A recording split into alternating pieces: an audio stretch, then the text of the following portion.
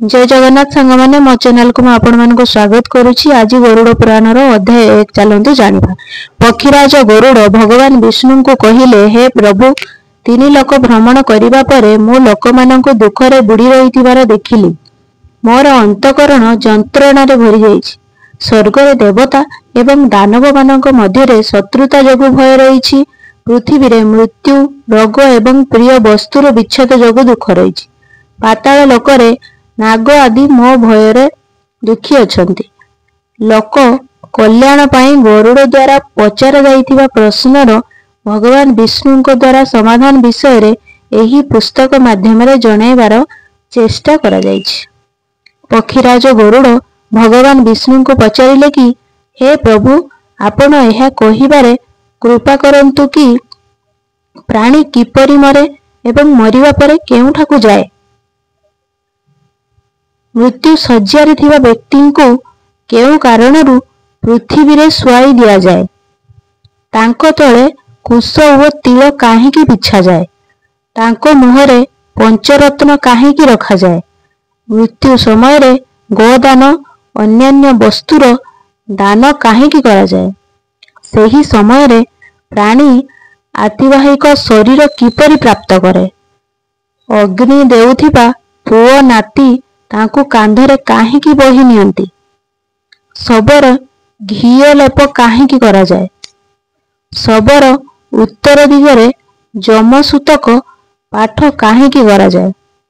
मृत्यु व्यक्ति को पीवा पाई जल गोटे पात्र रे काहेकि दिया जाए। शबर दाह संस्कार करि सारिबा परे सेही व्यक्ति निज परिजन मानक सहित बसी भजन आदि काहेकि करिबा उचित नुहे। मृत व्यक्तिर पुत्र 10 दिन पूर्वर काहेकि 2टी पिंड दान करती। शबर दाह संस्कार एवं तापर जल तर्पण क्रिया काहेकि करा जाए। केउं विधान अनुसार पितृपुरुष को पिंड दान करने उचित। सेही पिंड को स्वीकार करने पाई सेमानंको किपरि आवाहन करा जाए।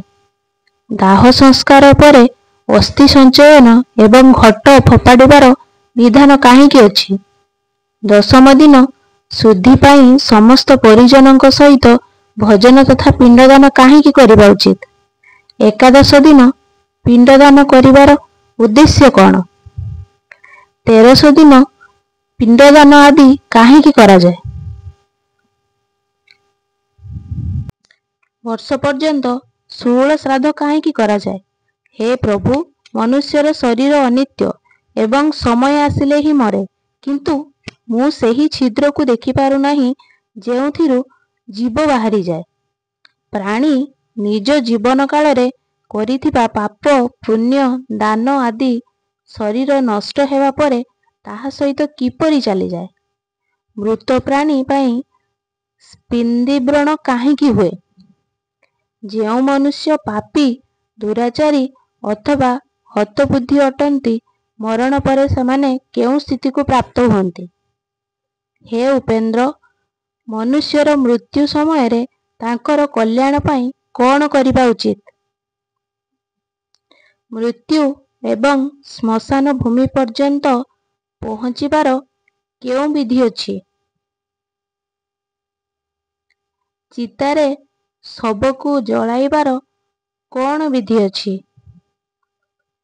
तत्काल तथा विलंबरे सेही जीव को किपरि अन्य जीवन प्राप्त हुए। जमलोक बा संजमनी नगरी को जीवा पाई वर्ष सारा केउ क्रिया गुड़ी को करिबा उचित। दुर्बुद्धि किंबा दुराचारी व्यक्तिर मृत्यु हेले ताहार प्रायश्चित कौन। पंचक आदि रे मृत्यु हेले पंचक शांति पाई कौन करिबा उचित। बहुत पाप करी मध्य एही संसार रे पार करी प्राणी आपण को किपरि प्राप्त करि परिबो। हे देव, आपण मोर एही संपूर्ण भ्रम को नष्ट करिवारे समर्थ अटंती। मु आपण को एही सबु लोकमंगल कामना रे पचारुछि, मते कहिबा को कृपा करंतु। श्री कृष्ण गरुड़ को कहउचंती, हे पक्षीराज, तुमे जेउ मानव कल्याण पाई निजर जिज्ञासा व्यक्त करिछ ତାହା ସର୍ବଶ୍ରେଷ୍ଠ ଅଟେ। ବର୍ତ୍ତମାନ ଏହାର ସମାଧାନ ଶୁଣ।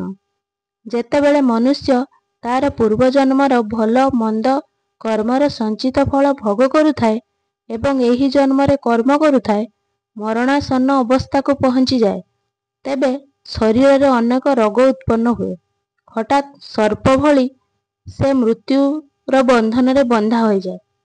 ସେ ଘୋରେ ଅସହ୍ୟ ଅପାହିଜ ଶାରୀରିକ ମାନସିକ ପୀଡ଼ାରେ ପୀଡ଼ିତ ହୋଇ ମଧ୍ୟ ଜୀବନ ବଞ୍ଚିବାର ଇଚ୍ଛା ରଖି ଦୁଃଖଦାୟକ ଜୀବନ ବିତାଇଥାଏ।